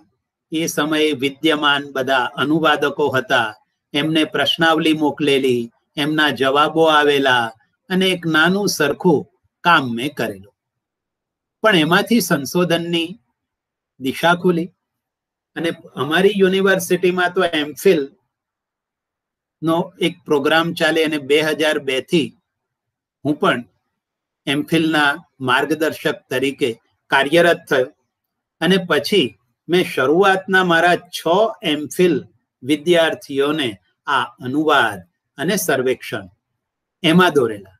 એટલે કથા, કાવ્ય અને નાટ્ય આ આપણી મુખ્ય 3 સાહિત્યની વિદ્યાઓ. તો એમાં સ્વતંત્રતા પૂર્વે કેવી અનુવાદ પ્રવૃત્તિ થઈ, કથામાં, કાવ્યમાં, નાટ્યમાં. કથામાં વધારે કામ કરાવ્યું, કાવ્યમાં વધારે કામ કરાવ્યું. આ રીતે શરૂઆતના રિસર્ચ કરાવ્યા. પછી સિતાંશુને એક બહુ મોટો પ્રોજેક્ટ મળ્યો હતો, 1 કરોડ રૂપિયાનો project, resource centre for ILT solution in Gujarati. 2001 ની વાત કરું છું. અને એ એમના પ્રોજેક્ટમાં એમણે મને સાંકળ્યો હતો અને મેં એમને થોડોક ઇનપુટ મારી જે આ બધી મથામણ હતી એમાંથી આપેલો. એ પછી 2006 થી 2009 નો ગાળો. આ હવે વામનદેવનું પેલું બીજું પગલું આવ્યું. હું વડોદરા ભણ્યો, મારા મગજમાં બધું ભૂસું ભરાઈ ગયેલું, રાઈ ભરાઈ ગયેલી. આપણે વડોદરામાં ભણ્યા એટલે વર્લ્ડ લિટરેચર સિવાયનું એનાથી ઓછું તો ખપે જ નહીં. અને સાવિત્રી ઉપર PhD કર્યું એટલે અંદરથી હું ચોખ્ખો થયો. પણ જરા ઉન્નત ભાવ હતો. અને મને એક ત્રીજા દાદા મળ્યા, કનુભાઈ જાની. એમણે મને લોક સાહિત્યના સંશોધનની દિશા તરફ ઉદ્ઘાટિત કર્યો. પહેલી વાર અમારા વિભાગમાં આવેલા પ્રમોદ કુમાર ના વિદાયમાન પ્રસંગે એ અમારો પહેલો પરિચય. મારી કેબિનમાં આવેલા અને મુન્દ્રો એડમન્સનનું લોર નામનું પુસ્તક એમણે મારી કેબિનમાં જોયું અને એમને મારામાં રસ પડ્યો. અને એમણે કહ્યું કે લોક સાહિત્યમાં સંશોધન કરનારા છે એ નિષ્ઠાપૂર્વક ફિલ્ડ વર્ક કરે, બધું લઈ આવે, પણ જે સંશોધનના વૈશ્વિક પ્રવાહો છે, પશ્ચિમમાં જે સંશોધન થાય છે, એ જેને ફોકલોરિસ્ટિક્સ કહેવામાં આવે, એ બધાથી પરિચિત નથી. અંગ્રેજી એમનું નબળું અને એમાં એ સંશોધન કરી નાખે, પણ જે એના જુદા જુદા અભિગમોથી થવું જોઈએ એ ન કરે. એટલે એમણે મને લોક સાહિત્યના સંશોધન અને એમાં પણ એનું ઇતિહાસ લેખન. હું પોતે નગર જીવનનું સંતાન, એક અધ્યાપક ને ત્યાં જન્મ્યો, સંશોધક ને ત્યાં જન્મ્યો. મારો લોક સંપર્ક તો હરામ બરાબર. મહેન્દ્ર જે રીતે લોકો સાથે ભળ્યો છે એવી તો મેં કલ્પના નથી કરી. મારું બધું સેકન્ડરી સોર્સ ઉપર ટેબલ વર્ક ચાલે. એટલે લોક સાહિત્યના સંશોધન સંપાદનનું ઇતિહાસ લેખન, આ વિષય ઉપર યુનિવર્સિટી ગ્રાન્ટ કમિશનનો મેજર રિસર્ચ પ્રોજેક્ટ માટે પ્રસ્તાવ મોકલ્યો. એમાંય જરા નિખાલસપણે કહેવું જોઈએ કે ઈર્ષ્યા ભાવે હું જોડાયેલો. અમારા વિભાગમાં પિનાકિની પંડ્યા બહુ મોટા વિદુષી, અને એ રિસર્ચ પ્રોજેક્ટ માટે એપ્લાય કરેલો, એમને મળો લખ્યો. એટલે હું અને ભગીરથ, મારાથી મોટા પણ એમને હું ભગીરથ તરીકે બોલાવું એવું અમારું નૈકટ્ય. અમે બંને ઈર્ષા ભાવે કે અલા પીનાબેન કરે તો આપણે ન કરી શકીએ, એટલે અમે બંને એપ્લાય કર્યું. અને અમે 3 જણ સાથે પેલા પ્રેઝન્ટેશન માટે દિલ્હી ગયેલા. અને તે વખતે એક્સપર્ટમાં અમારા પ્રોફેસર નરેશ વેદ પણ હતા, એ આવેલા. અને અમને બધાને મેજર રિસર્ચ પ્રોજેક્ટ મળ્યા. આ રીતે લોક સાહિત્યના સંશોધન સંપાદનનું ઇતિહાસ લેખન આની સાથે સંકળાવવાનું થયું. કનુદાદા માટે તો હું દીકરા જેવો હતો. એમને 3 દીકરા, 1 દીકરો ગુજરી ગયેલો, ના 2 દીકરા ને 1 દીકરી. દીકરી એ નહીં ના બેન. અત્યારે સુધાંશુ છે, બાબુલ ગુજરી ગયેલો. એટલે એમને લાગે કે આ પરમ છે તે બાબુલ જેવો છે. અને અમારું કોણ જાણે ગયા જન્મની કોઈક એવી અનુબંધ હશે. એટલે એમણે મને બેઝિક ઇનપુટ આપ્યા અને મને ચકાસી પણ જોયો. મેઘાણી પૂર્વે લોક સાહિત્ય સંશોધન સંપાદન પ્રવૃત્તિ, એમાં મારી પાસે કામ કરાવ્યું. લોકગીતોમાં, લોક કથાઓમાં, ને શાંતિભાઈ આચાર્ય અથવા તો પછી હસુભાઈ યાજ્ઞિક અને એ બધા પેલા પરિસંવાદો હોય, મારે આ વિષય ઉપર મારો અભ્યાસ લેખ લઈને જવાનું હોય, આ રીતે એ મને માર્ગદર્શન આપે અને એના 3 સ્થાન બતાવ્યા. કેટલુંક લોક સાહિત્ય એવું છે જે ગુજરાતના ગ્રંથાલયોની અંદર કોઈક ખૂણામાં, કોઈક માળીએ એ પુસ્તક રૂપે રહેલું છે. કેટલુંક સામયિકોના પાનાની અંદર પુરાઈ ગયેલું છે. ત્રીજું એવું આરંભકાલીન સાહિત્ય કૃતિઓની અંદર એ આવે છે. ધારો કે મહિપતરામની સાસુવહુની લડાઈ લો. સાસુવહુની લડાઈમાં જે મરસિયા છે એ બધા બાળાબેન દિવેટિયાના લોકગીતોના સંચયમાંથી મહિપતરામે એમના આભાર સાથે સ્વીકાર્યા છે. તમે સદરા જયસંગ લો અથવા વનરાજ ચાવડો લો. વનરાજ ચાવડો નવલકથામાં ભાઈ મારો ડાયો પાટલે બેસી નાયો, આ હાલરડું તમને જોવા મળે. લોક સાહિત્યના અંશો તમને એ સમયની શરૂઆતની કૃતિઓમાં પણ મળે. એટલે મારા માટે 3 દિશા હતી અને પછી મેં મારી રીતે કામ કરવા માંડ્યું અને એ સંશોધનનો ઇતિહાસ હજુ પૂરો નથી થયો. પણ એમાંથી મેં 28 જણને એમફિલ કરાવ્યું, 3 જણને પીએચડી કરાવ્યું. શરૂઆત કરી જુદો કોઈક પ્રદેશ, કોઈક જ્ઞાતિ, લોક સાહિત્યનું સ્વરૂપ. જિજ્ઞાસા અને અરવિંદે એમાં કામ કર્યું. એકે વાગડ પર કર્યું, એકે ચરોતરમાં કર્યું, વણકર સમાજમાં કર્યું, લગ્ન ગીતોમાં કર્યું. આવી રીતે ડોક્યુમેન્ટેશન કરે, ક્રિટિકલ એપ્રિસિએશન કરે. પછી સંશોધકો ઉપર કામ કરાવ્યું. નર્મદથી માંડી હસુ યાજ્ઞિક, નિરંજન રાજ્યગુરુ, ભાયણી સાહેબ, ખોડીદાસ પરમાર. ખોડીદાસ પરમાર ઉપર તો જાનવીએ કર્યું, ભાવનગરની જ દીકરી હતી. બાળાબેન દિવેટિયા, મહિપતરામ, બધા ઉપર.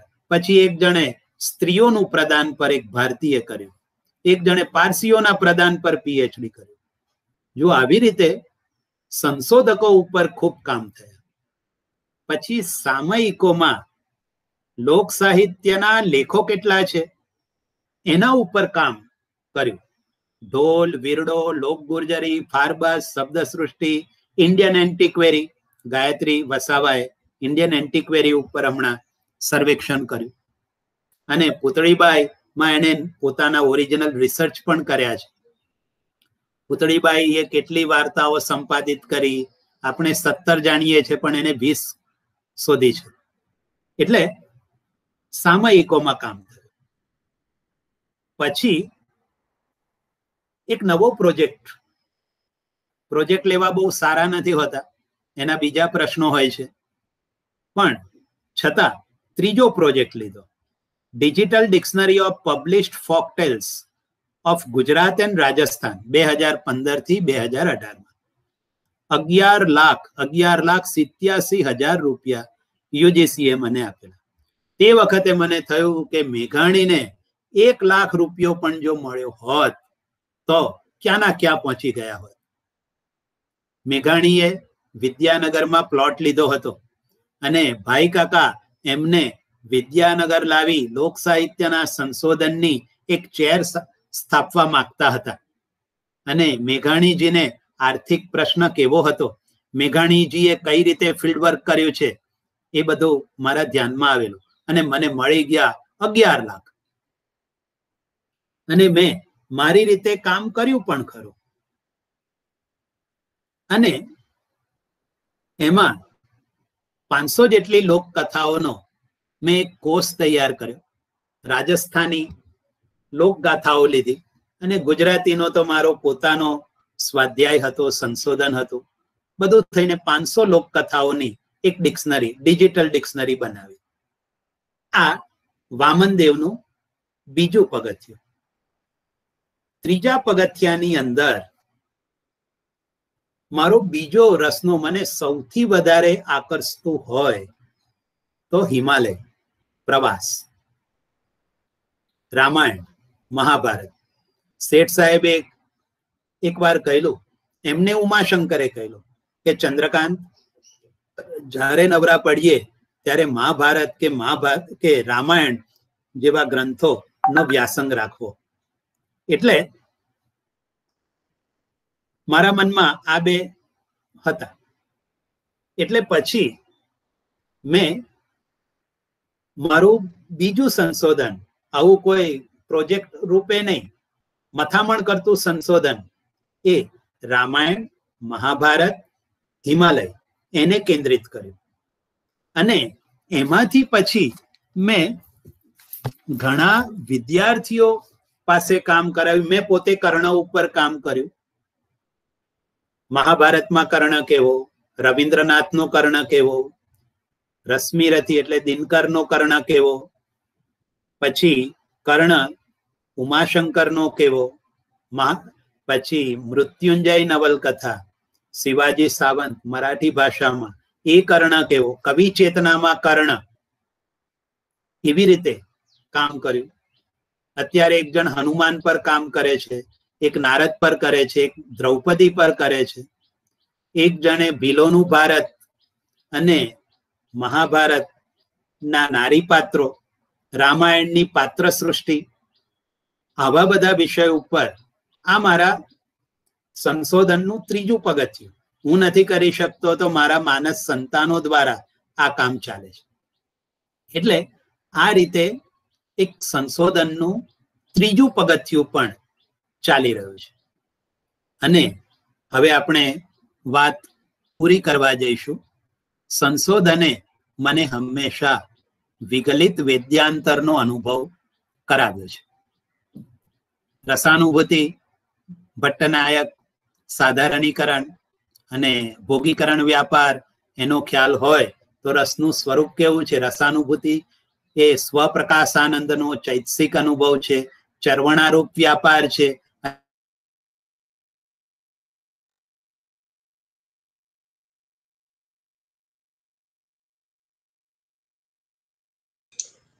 પછી આવી જશે ટેકનિકલ પ્રશ્ન થયો છે, લેફ્ટ થઈ ગયા છે, પાછા આવી જશે.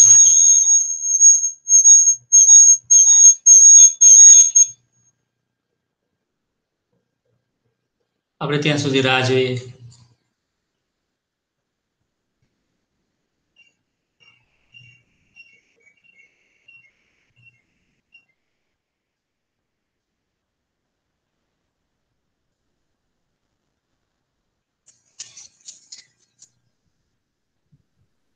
આખા જનકભાઈ કેમ છો? આખો થીસીસ હાથે લખવા વાળી વાત રસપ્રદ હતી કે આ બધું હાથે લખ્યું એમણે. એક વસ્તુ બહુ સ્ટ્રાઇકિંગ હતી આપણા માટે. અને બીજી એ હતી કે આખું કાવ્ય એમણે હાથે લખ્યું. એટલે હવે કમ્પ્યુટરના જમાનામાં આપણે ઇન્ડિક ફોન્ટના ઉપયોગથી અંગ્રેજીમાં લખીએ અને ગુજરાતીમાં લખાઈ જાય, એ સગવડ વચ્ચે 24,000 પંક્તિઓનું કાવ્ય એમણે હાથે લખ્યું ને આખી થીસીસ હાથે લખી. એ આજના વક્તવ્યની પહેલી આપણને તરત પકડાઈ જાય એવી વાત હતી.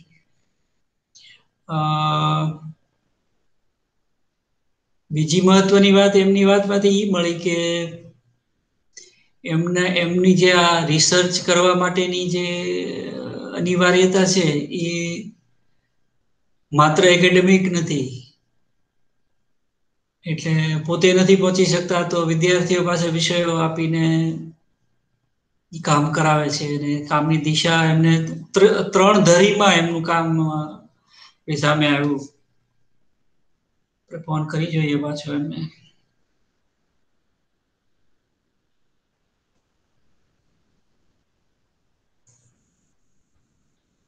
તો આ જનકભાઈ કોણ તમારી સાથે છે? તો આમાં પણ રસ પડતો હતો. કનુભાઈ જાની પાસેથી એમણે જે લોકવિદ્યાનું કામ શીખવાનું કર્યું હતું એ પણ એટલું જ રસપ્રદ છે. અને કનુભાઈ બહુ પ્રેમ કરે છે આપણા મિત્રને, એમના પુત્રની જેટલો જ સ્નેહ આપે છે, અને જાત જાતના વિષયો સુજાડે છે લોક સાહિત્યના એમને. પરમભાઈ, તમારું કનેક્શન નીકળી ગયું છે, તમારે ફરીથી જોઈન થવું પડશે. હા, તમારે ફરીથી જોઈન થવું પડશે.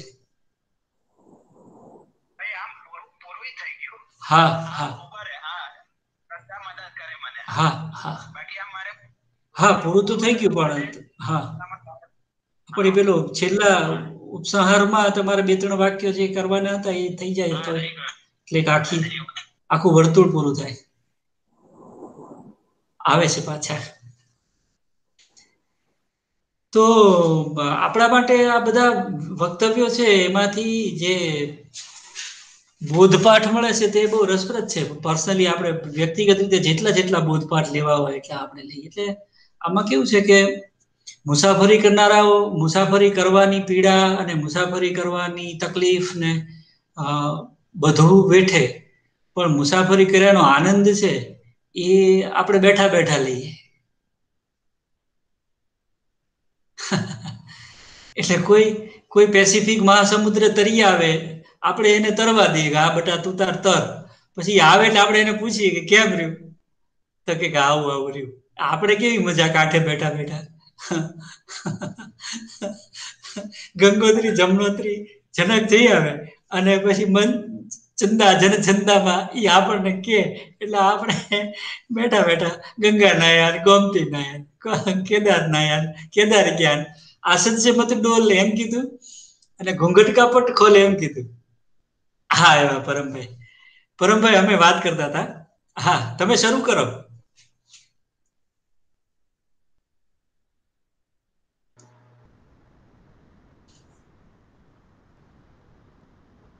તમારો સાઉન્ડ મ્યુટ છે. સાઉન્ડ મ્યુટ છે પરમભાઈ.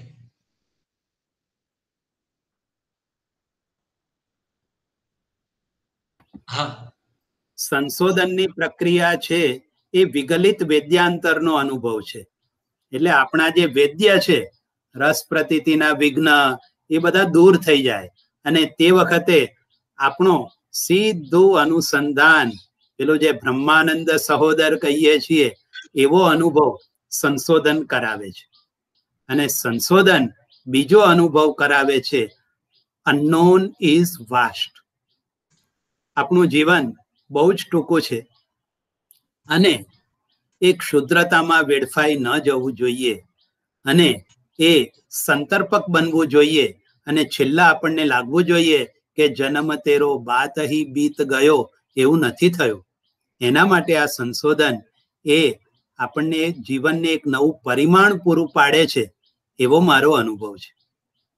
એટલે આટલી વાત મારે કરવી હતી. હા, હવે કઈક પ્રશ્નો હોય કે કઈ હોય પ્રતિભાવને એ કરીએ. પરમભાઈની વાતના સંદર્ભમાં કોઈ પ્રશ્ન હોય તો તમે પૂછી શકો.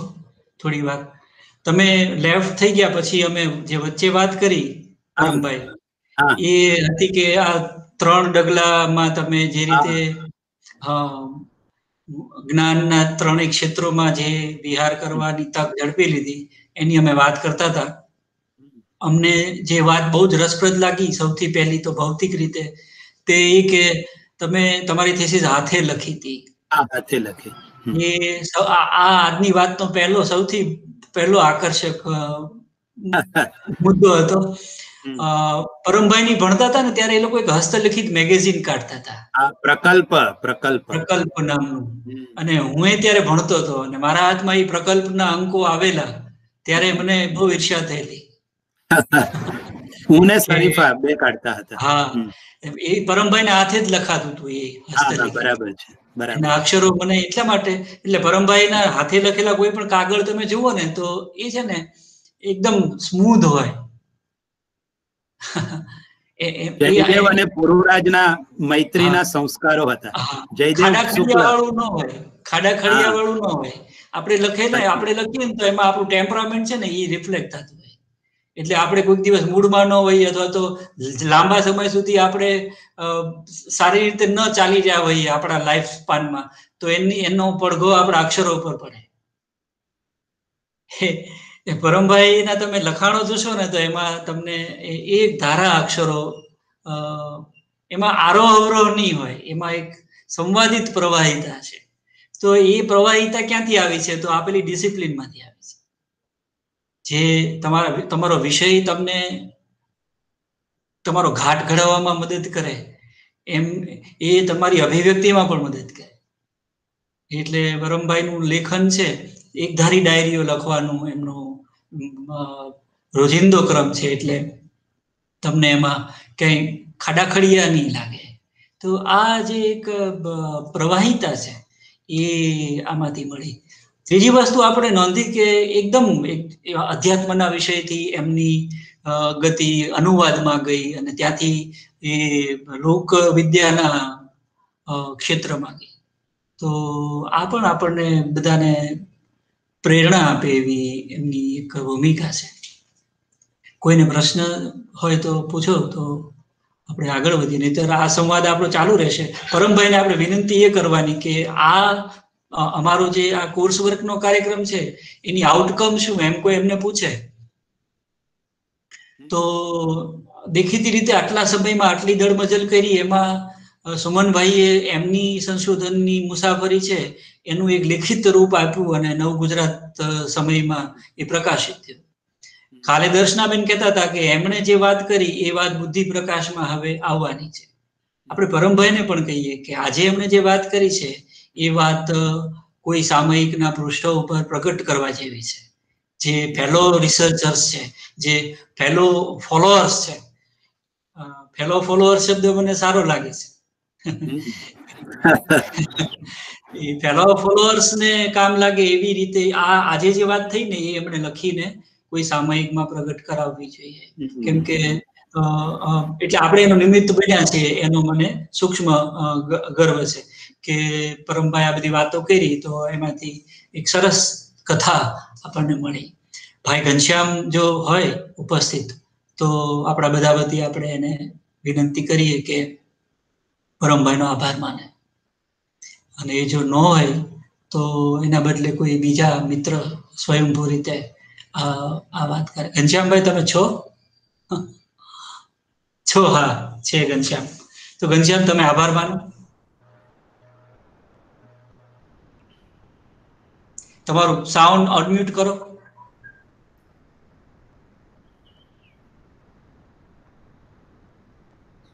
આવી છે અવાજ? હવે આવે છે. નમસ્કાર સર. પાઠક સાહેબે ખૂબ સરસ મજાનું સંશોધન બાબતે અને એમની અનુભવ કથા આપણને કહી. એમાં ખાસ સાહેબનો એ અનુભવ અરવિંદના જે અનુભવ કહ્યા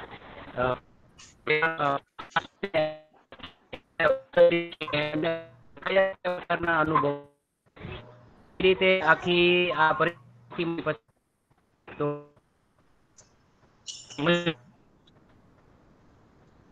ઘનશ્યામનો અવાજ નથી બરાબર આવતો. બીજા કોઈ?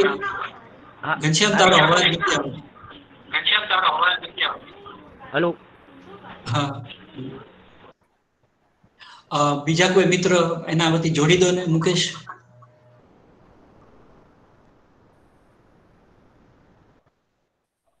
હા, ઓકે. પરમભાઈ ખૂબ આનંદ આવ્યો અમને. આપની પૂર્વેના પણ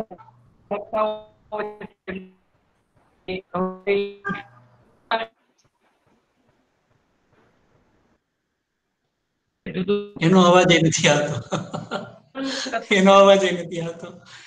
કોનો અવાજ આવશે? સોઢા સાહેબ, તમારો અવાજ આવે છે? હેલો. હા, હેલો. હા, આવે છે ને? બરાબર છે. હા, યસ.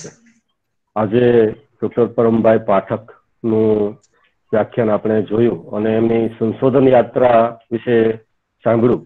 ખરેખર આજનું એમનું વ્યાખ્યાન બહુ આનંદ આપે એવું હતું. સંશોધન વિશેની માહિતી તો એ આપે જ છે, પણ સાથે સાથે આનંદ આપનારું પણ લાગ્યું. અને એમના ઉપર જે પ્રભાવ છે સિતાંશુ યશચંદ્રનો અને અન્ય એમના જે ગુરુજનો છે એ પણ આપણને સૌને પ્રેરક રહ્યું. સાથે સાથે એમણે જે આપણે હમણાં મહેન્દ્રસિંહે વાત કરી કે શોધ નિબંધ એમણે હાથે લખેલો અને સાથે સાથે સાવિત્રીનો 2 ભાષામાં અનુવાદ પણ એમણે કરેલો. પેલા રોમન લિપિમાં લખેલું અને પછી ગુજરાતીમાં એમના મમ્મી માટે એમણે લખેલું. એટલે આ પ્રકારનું જે એમનું સંશોધન કાર્ય, સંશોધન પ્રત્યેનો એમનો જે લગાવ છે અને સાવિત્રી પ્રત્યેનો એમનો જે ભાવ છે એ ભાવ મને પણ મેં કદાચ કોમેન્ટ કરી હતી કે એ સાવિત્રી વિશે ખરેખર અભ્યાસ આજ સુધી એટલો અભ્યાસ સામાન્ય વસ્તુ જે આપણે જાણીએ છીએ, પણ સાવિત્રી વિશે થોડોક અભ્યાસ કરવાનું, વાંચવાનું પણ મને મન થયું. આ પ્રકારની પ્રેરણા મળી અને આ રીતે એમનો જે અભ્યાસ અને એમની જે યાત્રા વિશે આપણે વાત કરી એ આપણને સૌને ખરેખર આજે પ્રેરક લાગી છે મને તો, કે અને ઘણું બધું જાણવા મળ્યું છે. એ માટે એ સાહેબશ્રીનો એમનો આ પ્રકારનો જે કિંમતી સમય આપણા માટે ફાળવ્યો છે, તો આપણા સૌ વતી ગુજરાતી ભાષા સાહિત્ય ભવન અને આપણા શોધ છાત્રો વતી હું આભારની લાગણી વ્યક્ત કરું છું. Thank you. આભાર.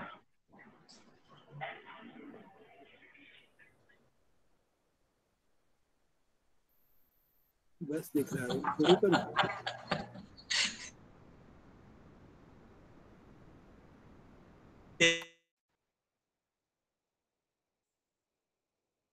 घूंघट का पट खोल.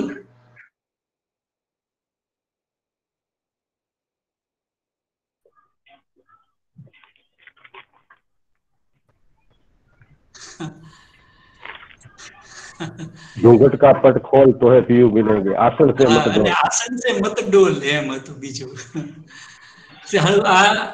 આ કેવું છે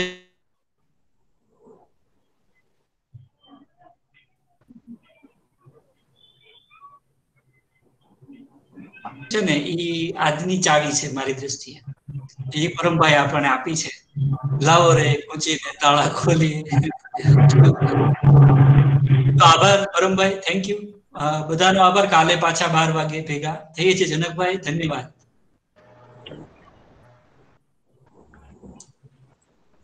ધન્યવાદ, ખૂબ ખૂબ ધન્યવાદ.